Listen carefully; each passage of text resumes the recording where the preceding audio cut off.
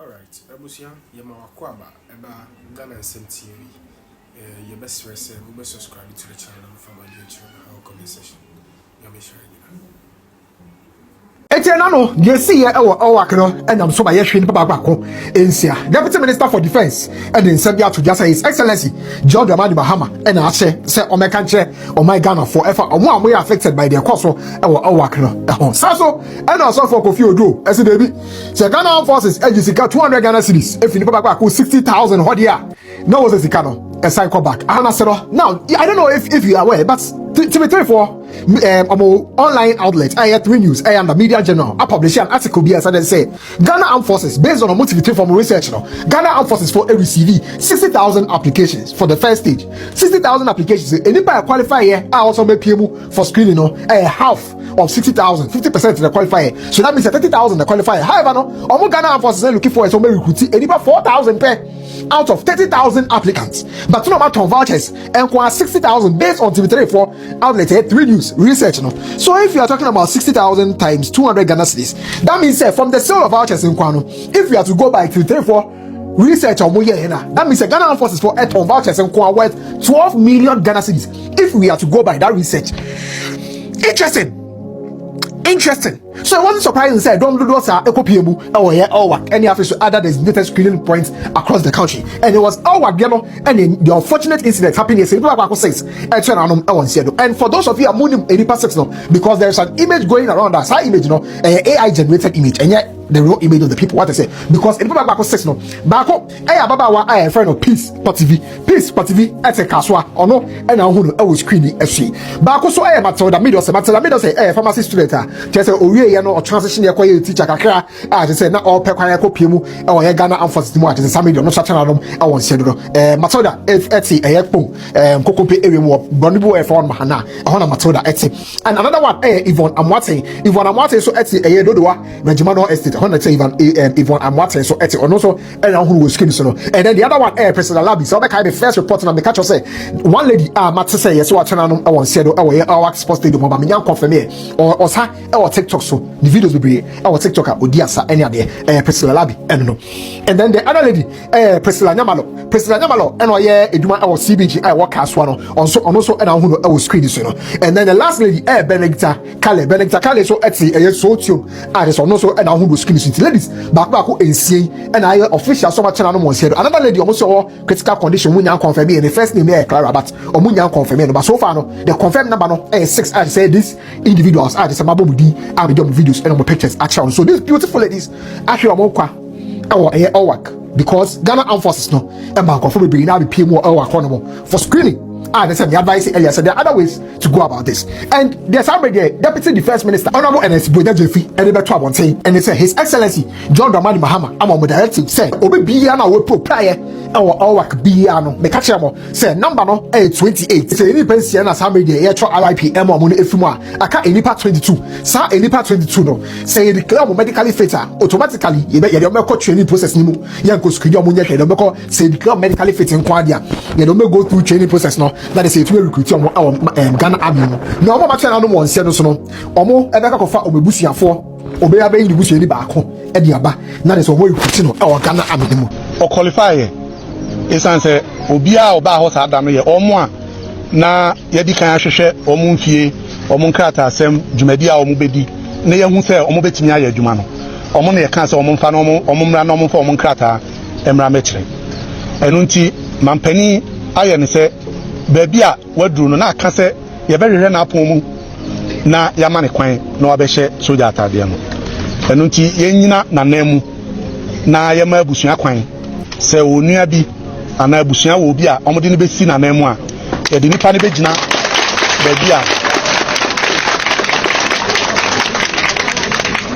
ye de nipa ne begina baby a yenua ba no na wogina na ya hwe ama nipa no so etimi akosoja adwuma no na wakosom se de peace nya opepa se obetimi asom enu nti mampani se yemfa ye no entomo ani ye wie na ye konso a ebeje echi ama MP ene MC ya omo ha na omo ne mo enya nkitahodie se de be ya nipa mode ne begina ho no omo beji ne din ene ne krata na ye hwe na apon mu na oye training no na emfa o how bia ma ya gina tum ama ye ne no aba be ye adwuma na ye hu nso hyehye bibia nso omone mo beka na omama ya so ate na ya mama mpani nso aso ate na aka enipa 22 sa enipa 22 no say declare mo medically fit automatically ye de meko training process ni mu ye nko screen o mo nya hwe de meko say declare medically fit nko ade a ye de go through training process no that is say to recruit o mo Ghana Army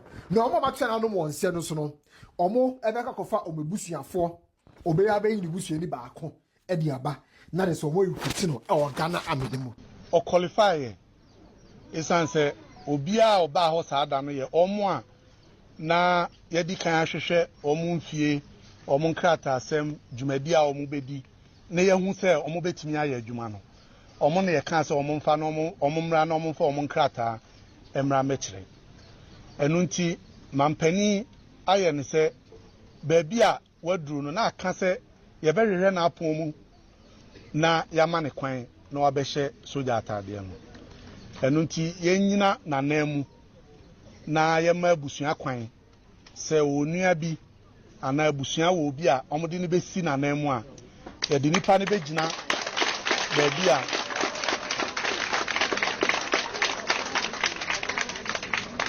ye de nipa ne begina baabi a yenua ba no na wogina na yahwe ama nipa no nso atimi akosoja adwuma no na wakosom said the peace nya opepa se obetimi asom no enu nti mampani se yemfa no entomo anim ye wie na ye konso a ebeje achi ama MP ene MC a omo ha na omo ne mo enya nkitahudie said the be ya nipa mode ne begina ho no omo beji ne din ene ne krata na ye hwe na apon mu na oye training no na emfa o how bia ma ya gina tum ama ye ne no aba be ye adwuma na ye hu nso hyehye bibia nso omone mo beka na omama ya so ate na ya mama mpani nso aso ate na but also for Kofi 0dur0 say enya enough because our Ghana Armed Forces no process anke what so to be man here easy na kasa no we na ya avoid no how you see a British Army as an example how we recruit a man for as an example no Ghana Armed Forces na anye no and there's some man nipa ni begu on no to vouchers man nipa ni ade and now man paper kwako 60 atona no mo sedo it is the bua Ghana Armed Forces no and it's on verify 60,000 applicants no if that's the official number on verify you bia sika and the amano mo di 200 Ghana cedis mo fam 200 Ghana cedis no and some fam more you give an opportunity to speak paper pay we food gene or tea or tea me preaching no money ade man em fa no so we dins ehunu bia obema kwan ma nipa nketoa akase tia edwene eti otie obema nipa kwan me akasa na baba banimu no oya saade we ya edwene no obema mofra kwan aka enipa 22 sa enipa 22 no say declare mo medically fit automatically ye de meko training process ni mu ye nko screen o mo nya hwe de meko say declare medically fit nko ade a ye de go through training process no that is say to recruit o mo Ghana Army mu na o mo ma tena no mo nse no so no o mo ebeka kofa o mebusuafo obeya be yin busuani baako e de aba na de so mo recruit no e Ghana Army mu o qualify isanse obia oba ho saada no ye omo a na yedi kan ahwehwe omo mfie omo nkrata asem dwumadi a omo bedi na ye hu se omo betimi aye adwuma no omo na ye kan se omo mfa no omo mra na omo mfa omo nkrata emra mekire enu nti mampani aye ne se baabi a waduru no na aka se ye behwehwe na apon mu na yama ne kwan na wabehye soja atade no enu nti yenyina na namu na yema abusua kwan se onua bi ana abusua wo bi a omode ne besi na namu a ye de nipa ne begina baabi a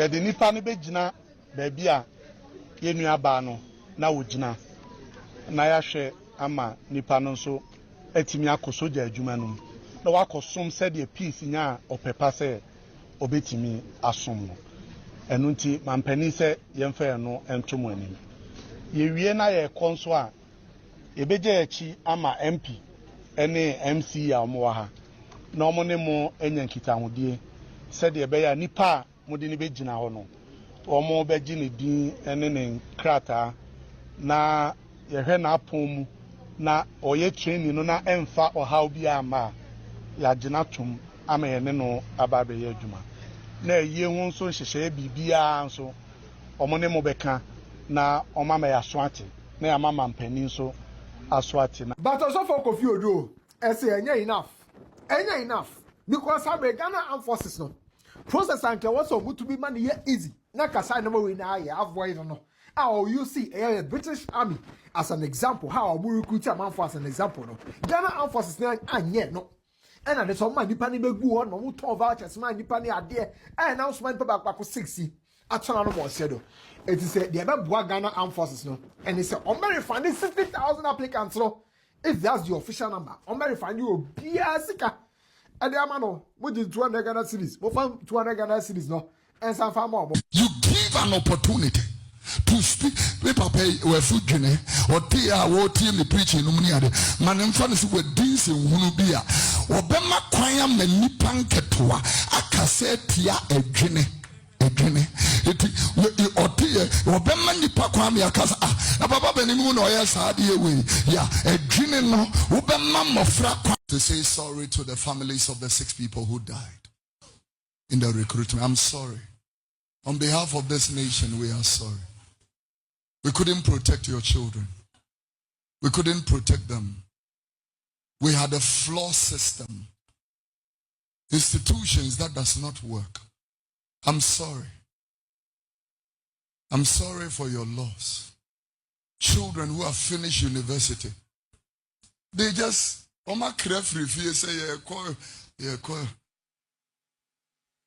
church. Yeah, sorry. We have the data that runs this church. The data tells us what the branches are doing. The data.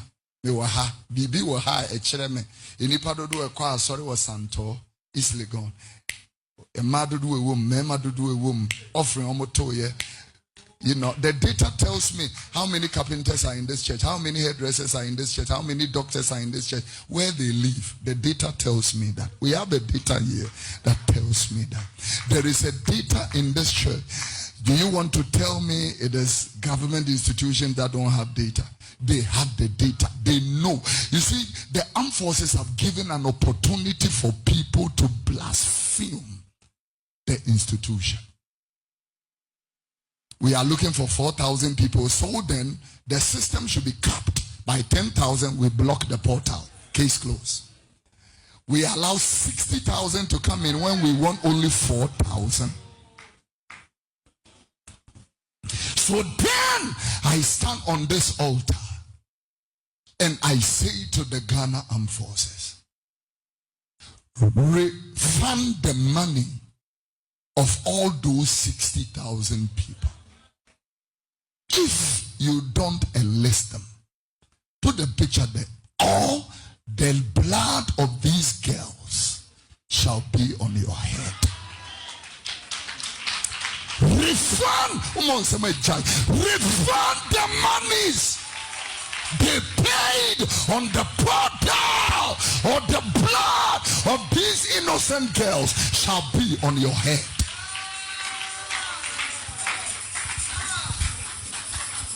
Ubia wonde ba titina ebra wan faswa kakre beba no sono. Take their pictures of. Let me say this to you. If I want to be enlisted in the British Army, my nephews and my nieces are here. You know, serious. If I want to be enlisted, I don't need to pay a dime. All I need to do is to apply online. This screenings is done online. Medical assessment is done online. When they enlist you, they will write to you, and then all the things will be uploaded. Then they will send a letter to the embassy paying you. They pay you for your transport. They will pay you for, you know, your training. They will pay you for, until you become a soldier, they will pay you £1,200 for training. in the British Army. Ghana won the day, and I'm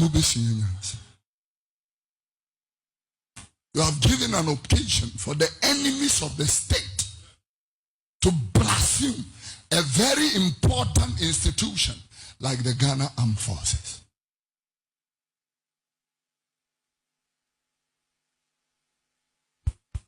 I'm telling you, refund those people. 60,000 times 200 is 12 million. Give their money back to them. Or the blood of these innocent people will follow you and your generation. Stand to your feet. Let's close. Waiting our some pass of way. Ubedja.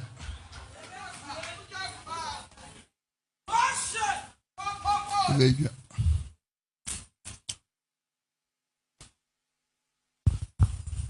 There are Ghanaians who are in the British Army. They wear the uniform, carrying Her Majesty to now His Majesty's crown. And there are people who genuinely want to serve our country. And they will not get it because of a flawed system. Flawed.